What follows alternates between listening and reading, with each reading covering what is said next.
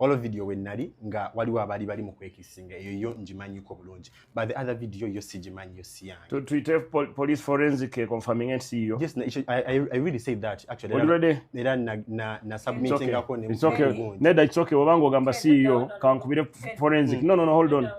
hold on kankubire cherimo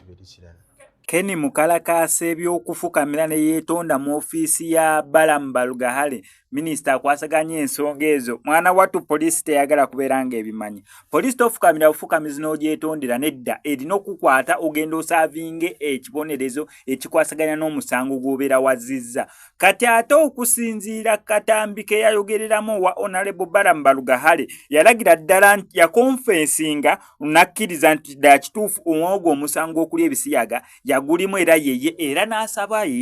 okusonyiyibwa actually n'asaba okwetonda kubanga before yali akoze interview ngalaga takimanyi takiriiko yese muli wa bisiyaga takikolangako bamusettinga up interviews zonna ze yakola Kenny ono Mukalakasa ngalaga bamusettinga up yetabimanyimu simuli wa bisiyaga ate we yajjo wa Honorable Balamu Balugahale akosinzira Katambi nakkiriza na confessinga nti ddala kituufu yenze eyali mwaka Katambi yenze yabikola naye nsaba kusonyiyibwa kati laba poliisi wemuvubye wevu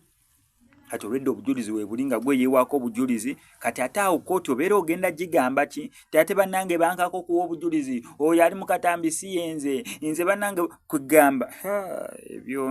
ebyono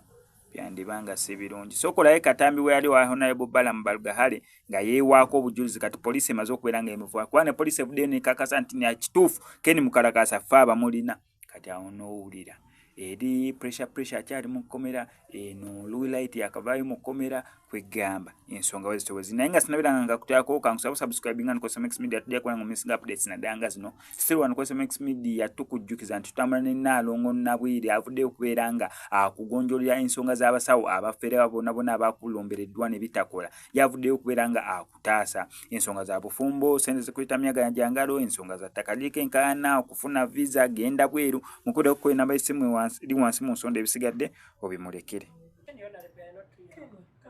Konada mu byetaliimu ebyo nze ngenda kusaba forensic awaliwo n'omuntu omulala yabadde yeegaana ng'abikola ate ng'abyegaana ne bamulaga kuwogamba nti siiyo nze nkimanyi yeggwe n'abakumanyi bennyini bakonfaminga nti yoyo we bakuyita linnya ani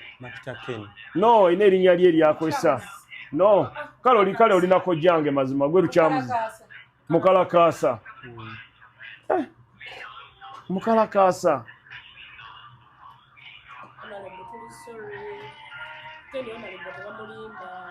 you can't lie to me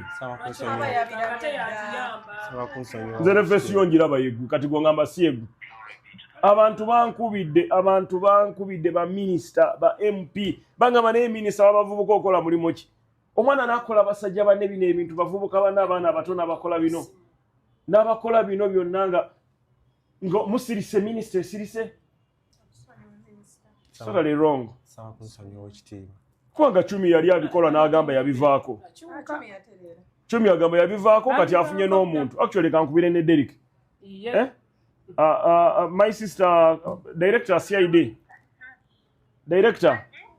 now for you have used all your intelligence agencies to arrest these people. Me, I have not used the intelligence. I've invited them and they are here. But I want yes, the boy is here. But now I'm asking him, why does he do those things? Number one. Number two, I'm asking him to be remorseful. He's telling me he's not the one. I've told him we are going to use forensic. If we use forensic and you find he's the one, then he will face the law. Because he's lying. He said, I know one video of kissing, I don't know the one of sleeping. No, you say you'll not do it again.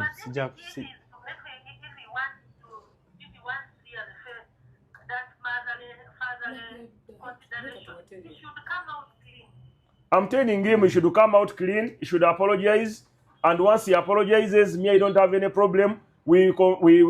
convert him and he becomes saved so that he doesn't do those things again.